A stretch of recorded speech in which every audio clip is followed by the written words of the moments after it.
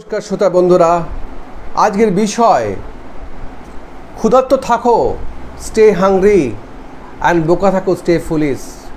এই দুটি বিষয় আমরা আলোচনা করব এবং এটি স্টিভ জবসের বিখ্যাত উক্তি স্টে হাংরি এবং স্টে ফুলিশে শুধুমাত্র একটি বাক্য নয়, এটি জীবন ও ক্যারিয়ারের জন্য একটি অসাধারণ দৃষ্টিভঙ্গি।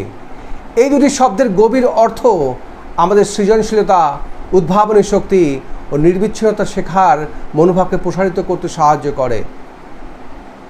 ক্ষুধার্ত থাকো স্টে হাংরি, জ্ঞান ও নতুন অভিজ্ঞতার জন্য ক্ষুধার্ত হও।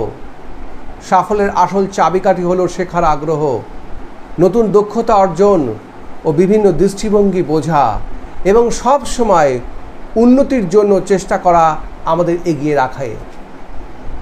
নেক্সট পয়েন্ট, কমফোর্ট জোন থেকে বের হও। আত্মতুষ্টি আমাদের পিছিয়ে দেয়।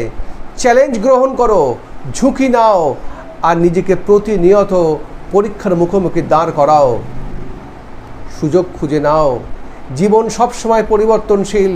নতুন সুযোগ খোঁজার না থাকলে অগ্রগতি সম্ভব নয়। অ্যান্ড বোকা থাকো স্টে ফুলিশ, অন্যদের মতামত নিয়ে চিন্তিত হয়েও না। বড় কিছু করতে গেলে অনেকেই তোমাকে বোকা বলবে, কিন্তু যুগান্তকারী সব আইডিয়া শুরুতে অবাস্তব বলে মনে হতে ভয় পেও না। সফল ব্যক্তিরা জানে যে ভুল করাই শেখার অন্যতম উপায়। ব্যর্থতা মানেই পরাজয় নয়, বরং এটি সঠিক পথে যাওয়ার জন্য একটি শিক্ষা।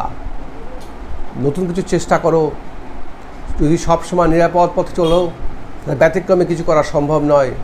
সৃজনশীলতা এবং উদ্ভাবনের জন্য মাঝে মাঝে বোকামি জরুরি। তাই ক্ষুধার্ত থাকো, বোকা থাকো, এটি শুধু একটি অনুপ্রেরণামূলক উক্তি নয়, বরং একটি জীবন দর্শন।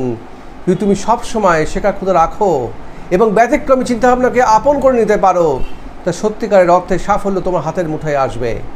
নীতি আমার, সিদ্ধান্ত আপনার।